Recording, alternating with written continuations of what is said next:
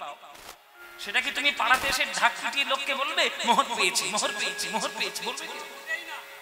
বলে বাবা ওটা আগে গিয়ে আমি কালকে সকালে ব্যাংকে গিয়ে জমা দেবো, আমি পেয়েছি। সম্পত্তি যদি কেউ পায়, সে যেমন ঢাক ঢোল পিটিয়ে লোককে বলে বেড়ায় না, তেমনি মহাপ্রভুর প্রেম রত্ন সম্পত্তি যে একবার পেয়ে যাবে, সে আর জগতের সামনেই থাকবে না, সে নিভৃতে গিয়ে মহাপ্রভুর প্রেমকে আস্বাদন করবে হৃদয় দিয়ে, আর তার কোনো কাজ নেই। মানুষ উন্নতি বলে মনে করে কখন জানেন? যখন অর্থনৈতিক উন্নতিটা হয়। এটা একটা খুব বাস্তব কথা বলছি, আপনারা শুনুন।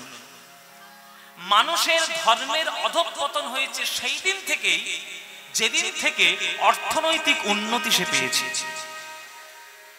খুব মন দিয়ে ব্যাপারটা বুঝবেন, খুব গুরুত্বপূর্ণ গভীর কথা। যখন থেকে মানুষের অর্থনৈতিক স্বাবলম্বী হয়েছে, তখন থেকে ধর্মের থেকে দূরে সরেছে। কেননা অর্থ যেই আসবে, তার সঙ্গে সঙ্গে বিভিন্ন পারিপার্শ্বিক জিনিস চলে আসবে। মদ চলে আসবে, নেশা চলে আসবে, কাম ক্রোধ লোভ মোহ মদ মাৎসর্য চলে আসবে, রূপ রস শব্দ গন্ধ স্পর্শ চলে আসবে, পঞ্চ তন্মাত্রের আধিক্য হবে। এটা হবেই। তাই অর্থনৈতিক উন্নতিটা আসল উন্নতি নয়। আমার হাতে আইফোন, 50 লাখ টাকার গাড়ি, 5 কোটি টাকার সম্পত্তি, 50 বিঘের মালিক, এটা উন্নতির কোনো লক্ষণই নয়। আপনি যতই টাকার মালিক হন না, যতই আপনি স্বামী দামি শাড়ি গাড়ি যাই কিছু করুন না কেন, আপনার হৃদয়ের মধ্যে যদি আধ্যাত্মিক উন্নতির কোনো প্রকাশ না দেখা যায়, আপনি কোনো উন্নতির শিখরেই যেতে পারবেন না। বলুন তো বাবা, মুকেশ আম্বানিকে কেউ প্রণাম করবে না বিবেকানন্দকে কে প্রণাম করবে? প্রণামটা কাকে করবেন? মালা দিয়ে কাকে পুজো করবেন? বিবেকানন্দকে না মুকেশ আম্বানিকে? কাকে করবেন মায়েরা? বিবেকানন্দকে। তাহলে টাকা পয়সার দিক দিয়ে বিবেকানন্দ বড় লোক না মুকেশ আম্বানি বড় লোক?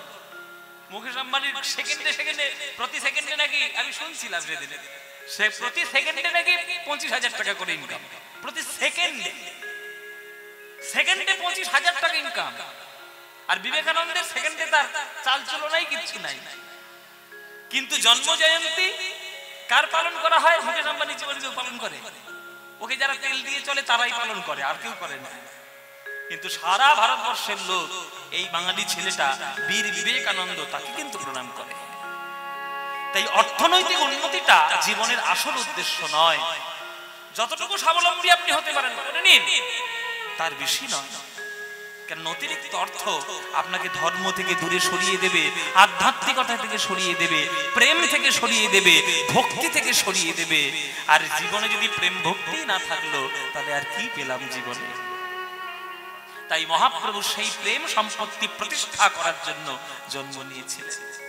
আজকে তার 538তম জন্মদিন চলছে, জন্মবার্ষিকী চলছে। 538 বছর আগে মহাপ্রভু তিনি এসেছেন, কিন্তু তিনি আজ আমাদের মধ্যে নেই। কিন্তু না থাকলে কি হবে বাবা? তিনি চিরকাল তার প্রেমের মধ্যে আমাদের মধ্যে রয়ে যাবেন। তাই কি সুন্দর একটা গান কাজী নজরুল ইসলামের লেখা, কাজী নজরুল ইসলামের লেখা এবং কাজী নজরুল ইসলামের সুর। যে মহাপ্রভু চলে গেছেন, তাতে কি হয়েছে?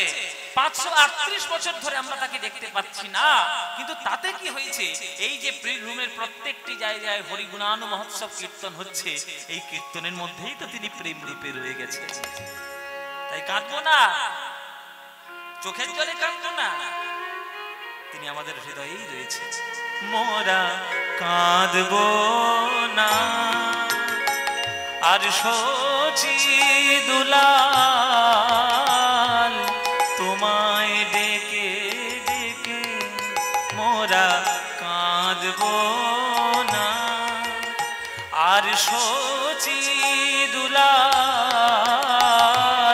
তোমায় ডেকে ডেকে তুমি গেছো চলে, তোমার প্রেম গিয়েছো রেখে। প্রিয় তুমি গেছো চলে, তোমার প্রেম গিয়েছো রেখে, তাই কাঁদবো না। ভাবতে পারেন এই গান লিখেছে নজরুল ইসলাম। লেখাটাও নিজের, সুরটাও নিজের, একেবারে কীর্তনাঙ্গের সুর। মোরা কাঁদবো না। ও সখী দুলাল, তুমি গেছো চলে, তাতে কি হয়েছে? তোমার প্রেমটা তো গিয়েছো রেখে। যেখানেই হরিনামের প্রেম, যেখানেই কৃষ্ণ বলে কাঁদা, যেখানেই হরিনাম করতে করতে মানুষ ধুলোয় লুটোপুটি খায়, জেনে রাখবেন প্রত্যেকটা জায়গায় মহাপ্রভুর বিকাশ, মহাপ্রভুর প্রকাশ। যেখানে তাকিয়ে দেখবেন সেইখানে। তাই অন্তরায় বলছে, দেখুন, ত্যাগ যেখানে, প্রেম যেখানে, তোমার মধু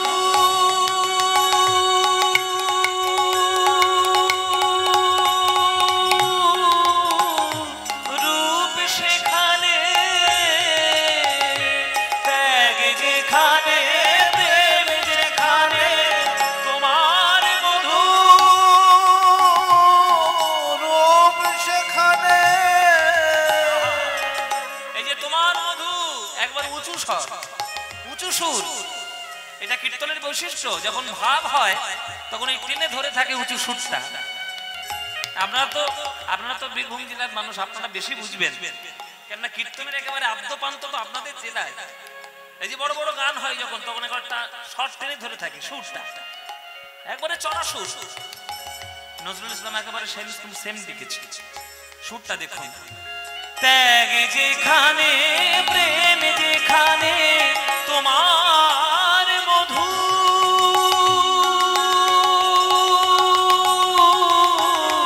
রূপ সেখানে,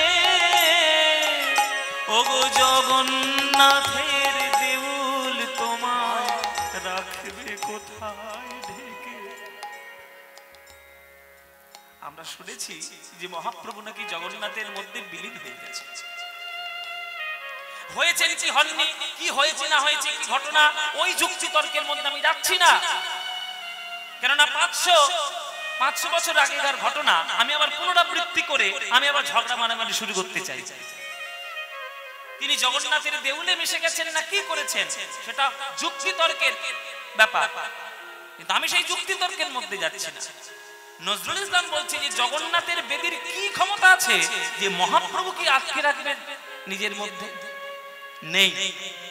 জগন্নাথের বেদির সে ক্ষমতা হয়নি, কেননা মহাপ্রভুর কৃপা তিনি তার ভক্তদের মধ্যে যেভাবে তিনি সিঞ্চন করে গেছেন, আর কি দরকার? তিনি তো রয়ে গেছেন চিরকালের মতো। যেখানে বাঙালি থাকবে চিরকাল মহাপ্রভুর নাম সেখানে থাকবে, এটা একেবারে লিখে রাখুন আজকের আপনারা দায়ী। মহাপ্রভু নিজেই বলে গেছেন, পৃথিবীতে যত আছে নগর আদি গ্রাম, সর্বত্র প্রচারিত হইবে মোর নাম। আজকের বীরভূম জেলার মান্দারে যেমন হচ্ছে তার নাম, America, England, Japan, Germany, Russia, Dubai, Arab, সব দেশে তার নাম হচ্ছে। এমন একটা বাঙালি যার মন্দির সারা বিশ্ব ব্রহ্মাণ্ডে আছে। জগন্নাথের দেউল তোমায় রাখবে কোথায় ঢেকে, ওগো জগন্নাথের দেউল তোমায় রাখবে কোথায় ঢেকে, তাই কাঁদব না আর সচি দুলাল তোমায় ডেকে ডেকে। আপনারা যারা গান শুনছেন জানেন মহাপ্রভুর একটা শিষ্য আছে। চৈতন্য চরিতামৃত পড়েছেন, চৈতন্য ভাগবত পড়ে, এত শাস্ত্র পড়েছেন, তো মহাপ্রভুর একটা শিষ্য আছে জানেন, মানে ছাত্রী, আমরা যদি সোজা কথা বলি ছাত্রী আছে। তার নাম কি? ও মাইরা, তার নাম কি গো? এই যে ফুসফুস করে গল্প করছে, পপকর্ন খাওয়া মা গুলো, এই যে এদিকে দেখো, ও মা এদিকে তাকাও, গন্ডগোল করো না। মহাপ্রভুর একটা ছাত্রীর নাম জানো? জানেন না? নজরুল ইসলাম জানে, তিনি গানের মধ্যে লিখেছে, হলো বৈরাগিনী ধরা,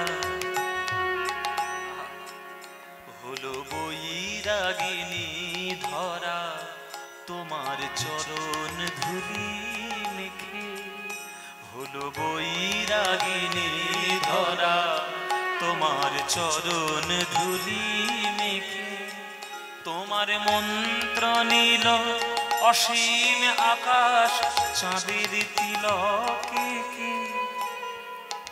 নবদ্বীপে থাকাকালীন মহাপ্রভুর একটা স্বভাব ছিল, যেখানে ধুলো দেখবে সেইখানেই গিয়ে গড়াগড়ি দেবে। কেন না, মহাপ্রভুকে জিজ্ঞাসা করা হয়েছিল, কেন তুমি এমন করো নিমাই, ধুলো দেখলে গড়াগড়ি দাও কেন?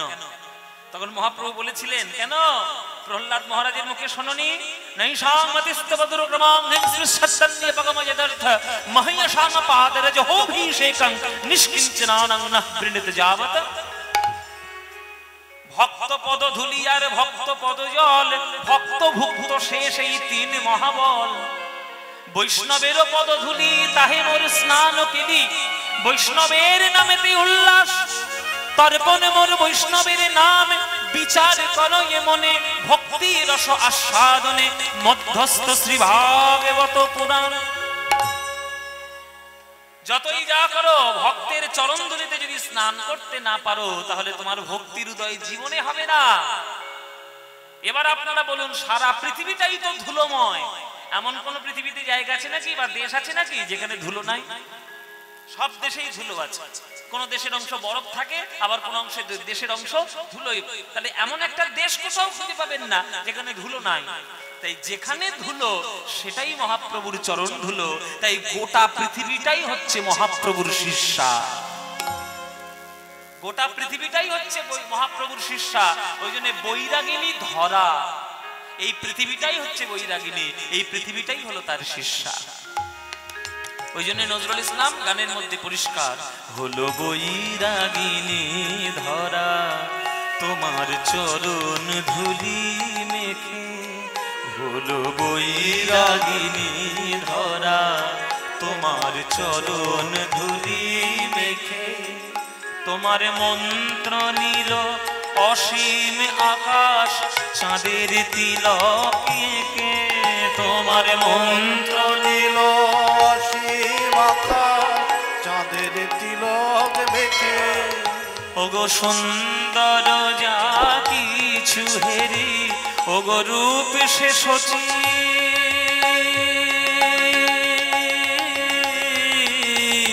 নন্দনেরি সুন্দর যা কিছু হেরি, রূপ সে সচি।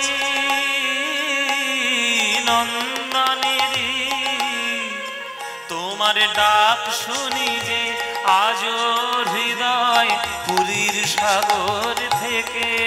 তোমার ডাক শুনি যে আজ হৃদয় পুরীর সাগর থেকে। তাই কাঁদব না আর সচি দুলাল, তোমায় ডেকে ডেকে তুমি গেছো চলে। তোমার প্রেম গিয়েছো রেখে প্রিয়, তুমি গেছো চলে। তোমার প্রেম গিয়েছো রেখে।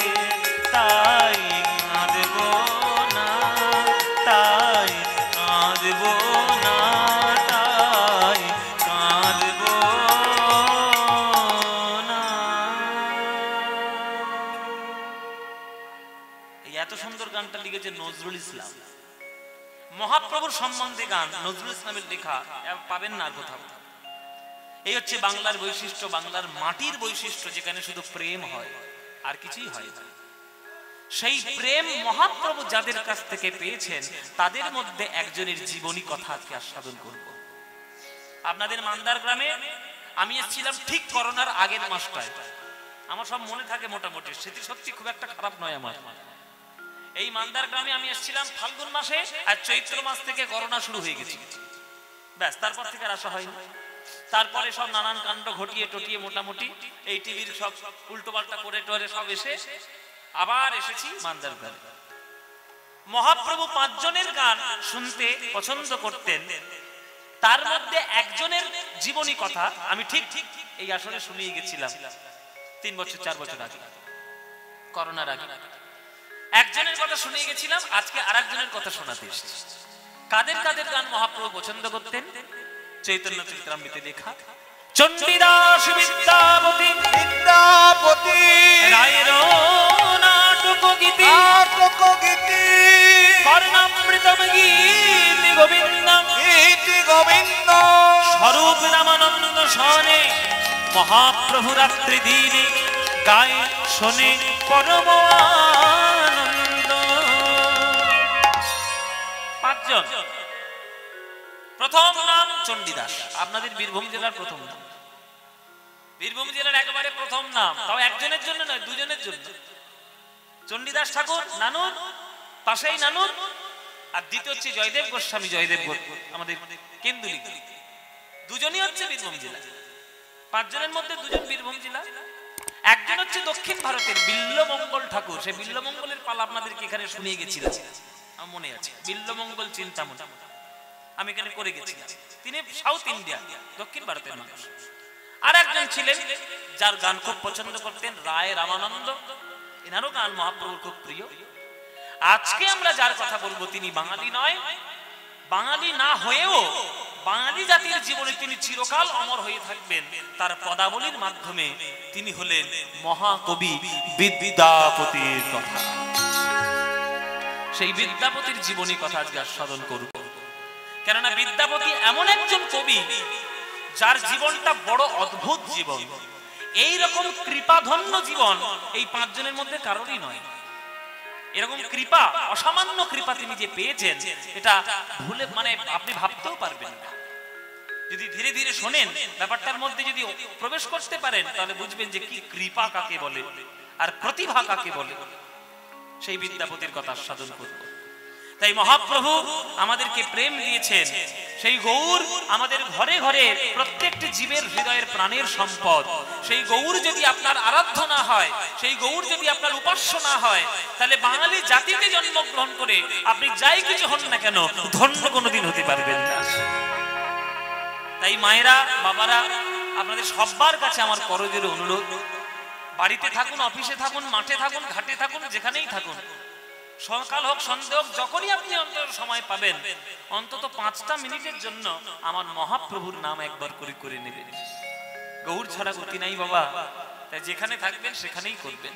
ভজ গৌরাঙ্গ কহ গৌরাঙ্গ লহ গৌরাঙ্গের নাম রে, ভজ গৌরাঙ্গ কহ গৌরাঙ্গ কহ গৌরাঙ্গের নামে। ও মায়েরা, এই যে গানটা গাইছে, এই গানটা তোমাদের ভালো লাগে? মায়েরা বলছে বাবা সারাদিন এই গানটা শুনে শুনে কান জ্বলে গেল, সারাদিন শুনতে কত ভালো লাগবে। হ্যাঁ গো, ভালো লাগে না? রসগোল্লা খেতে ভালো লাগে না? রাত্রি 12টার সময় যদি উঠে রসগোল্লা খাওয়াই ভালো লাগবে না? হ্যাঁ, মিষ্টি যারা খেতে পারবে ভালো লাগবে না মানে? এই আমার যে বাবা দিকে বাজাচ্ছে, মুখটা জেনে রেখে চিনে রেখে দিন। বাড়িতে গিয়ে রাত 1টার সময় গিয়ে মুখে একটা রসগোল্লা দেবেন, ঘুমিয়ে ঘুমিয়ে খেয়ে ফেলবে। হ্যাঁ, এক্ষুনি খেয়ে এক্ষুনি খেয়ে। ও মায়েরা, তাহলে গৌর নাম ভালো লাগে কি ভালো লাগে না? সত্যি বলছো? একেবারে 100% সিরিয়ালের দিব্যি বলে হ্যাঁ, মাথা নাড়ছে। হ্যাঁ, প্রচুর সিরিয়াল দেখে, প্রচুর সিরিয়াল দেখো তোমরা। কত সর্বনাশ যে করছো তোমরা নিজেরাও জানো না। সিরিয়াল শুধু সর্বনাশের জিনিস। কি করে শাশুড়ির খাবারে বিষ মাখাতে হয়, আর কি করে বৌমার গলা টিপে মারতে হয়, আর নায়কগুলোকে 4টে ধরে ধরে বিয়ে দিতে হয়, এইটাই তো সিরিয়াল। আবার কি তুমি কি ভেবেছো আমি খবর রাখি না? সব খবর রাখি আমি, কিন্তু বলি না কাউকে। তা বলো মায়েরা, সিরিয়াল বেশি ভালো লাগে না ভজ গৌরাঙ্গ বেশি ভালো লাগে? ভালো লাগে তো। তাহলে এই যে তোমরা প্রসাদ সেবা করে এসে আবার কীর্তনের আসরে ভিড় করে বসলে, আমার গৌরাঙ্গ নাম যখনই বলা হবে তখনই মধুর। তাহলে এই গৌরাঙ্গের নাম তোমাদের আজকে যারা গান শুনতে এসেছো, যাদের যাদের ভালো লাগে না, উলুধ্বনি দাও একবার জোরে।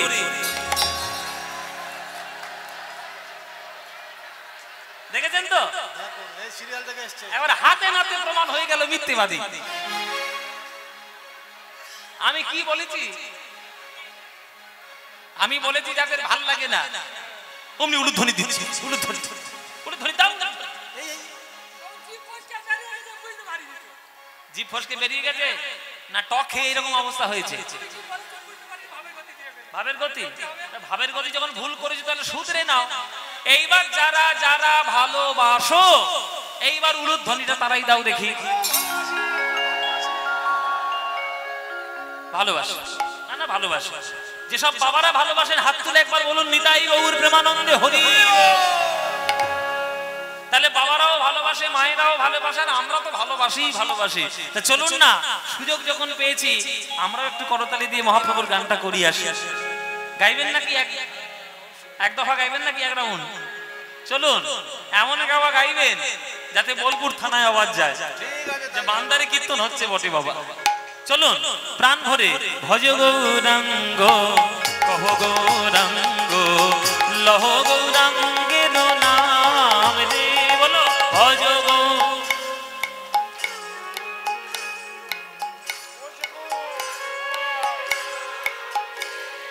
ভজ গৌরাঙ্গ কহ গৌরাঙ্গ লহ গৌরাঙ্গের নাম রে, বলো ভজ।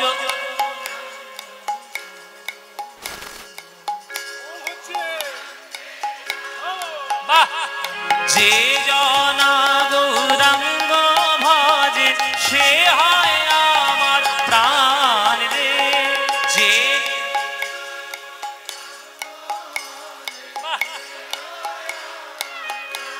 এই তো কি সুন্দর।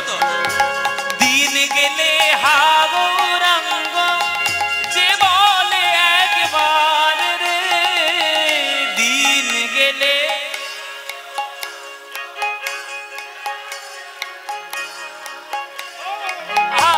সেই জন আমার হয় আমি হই তার রে, সে জন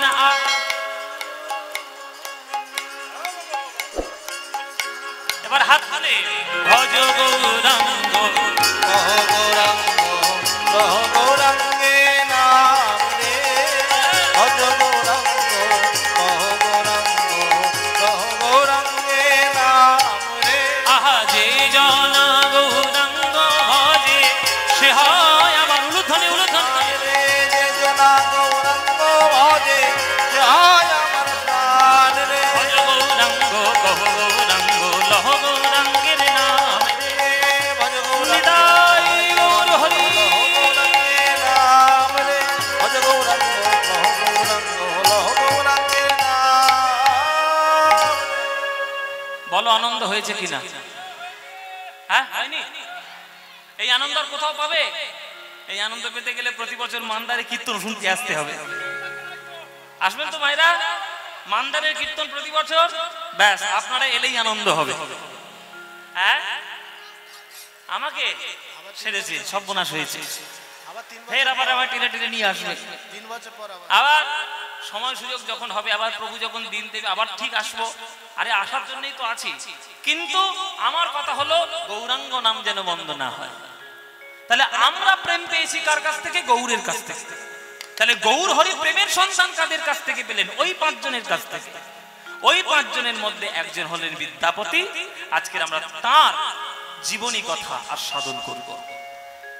একটা আশ্চর্যের জিনিস হলো এই বিদ্যাপতি হচ্ছে এমন একজন কবি, এককালের মহাকবি, আধুনিক কালের মহাকবি, তার গানে সুর দিয়েছে। বিদ্যাপতিরই একটা গান আমাদের কবিগুরু রবীন্দ্রনাথ ঠাকুর নিজে সুর দিয়েছেন। এগুলো সবাই জানে না, কিন্তু যারা রবীন্দ্রনাথের গানের চর্চা করে তারা ঠিক পারে, তারা জানে সেই সব গান।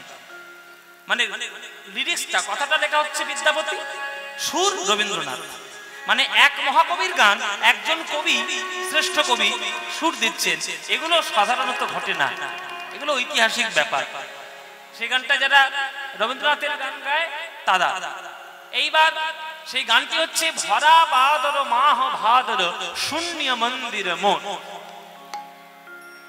ভরা বাদর মাহ ভাদর শূন্য মন্দিরে মোর, এই গানটা বিদ্যাপতির লেখা, কিন্তু সুর রবীন্দ্রনাথ।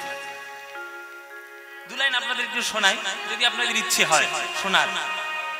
শোনাবো 2 লাইন, শুনুন 2 লাইন শুনুন, বেশি বেশি শোনালে আবার লোভ হয়ে যাবে। হ্যাঁ, ভরা বাদর মহাভাদর শূন্য মন্দির ভরা বাদর মহাভাদর শূন্য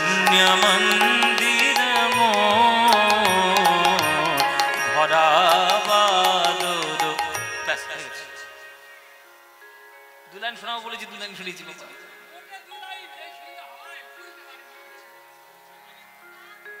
আবার গাইবো? এই দেখো, আচ্ছা গানটা সম্বন্ধে বলে দিই, গানটা হচ্ছে বর্ষা অভিসারের গান বা বর্ষা আক্ষেপের গান। হ্যাঁ, ভরা বাদর, বাদর মানে বর্ষাকাল, মাহা, মাহা মানে মাস, ভাদর মানে ভাদ্র মাস। ভাদ্র মাসকে কাব্যিক সুরে বা কাব্যিক ছন্দে ভাদর বলে। হ্যাঁ, ভাদর মাস।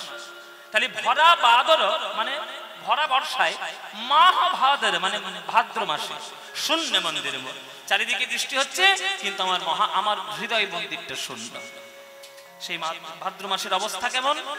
ঝঞ্ঝাঘন গরজন্তি সন্ততি ভুবন ভারি ভারি খন্তিয়া কান্ত পাহুন বিরহ দারুণ সঘনে খর সরহন্তিয়া। ঝঞ্ঝাঘন গরজন্তি সন্ততি ভুবন ভারি ভারি খন্তিয়া। আস্তে গান তো আমি গাইছি, যদি আপনারা না শোনেন অন্য মনস্ক হলে আপনাদের লস। ঝঞ্ঝাঘন গরজন্তি সন্ততি, চারিদিকে ঝড় বৃষ্টি প্রবল, ভুবন ভারি ভারি খন্তিয়া, সারা বিশ্ব ব্রহ্মাণ্ড জুড়ে বৃষ্টি হচ্ছে।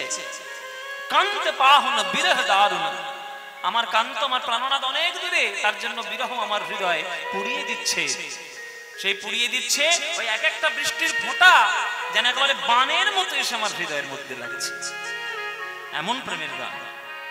ঝঞ্ঝাঘন গরজন্তি সন্ততি ভুবন ভারি ভারি খন্তিয়া কান্ত পাহুন বিরহ দারুণ সঘনে খর সরহন্তিয়া।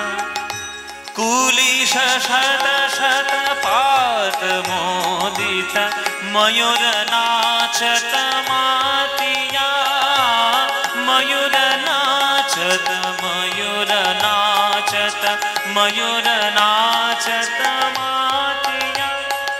আকাশে যখন মেঘ করে কার আনন্দ বেশি হয়? কার আনন্দ বাবা? ময়ূরের। ময়ূর তখন কি করে? পেখম তুলে নৃত্য শুরু করে। তাহলে বৃষ্টি হচ্ছে বলে ময়ূরের কত আনন্দ, কেননা বৃষ্টিকে সে ভালোবাসে, মেঘকে সে ভালোবাসে।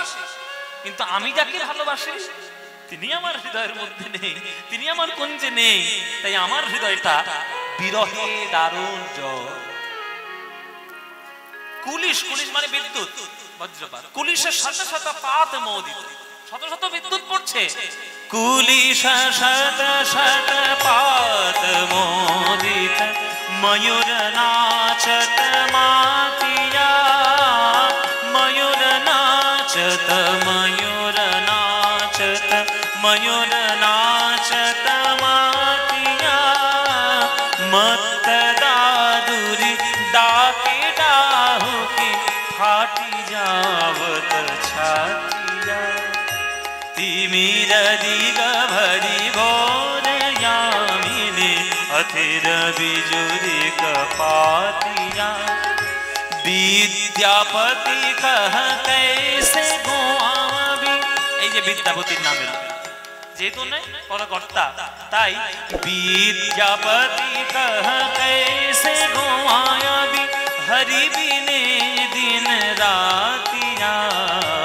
भरा बादल महाभादर शून्य मंदिर मोर, शून्य मंदिर मोर, शून्य मंदिर मोर भरा बादल।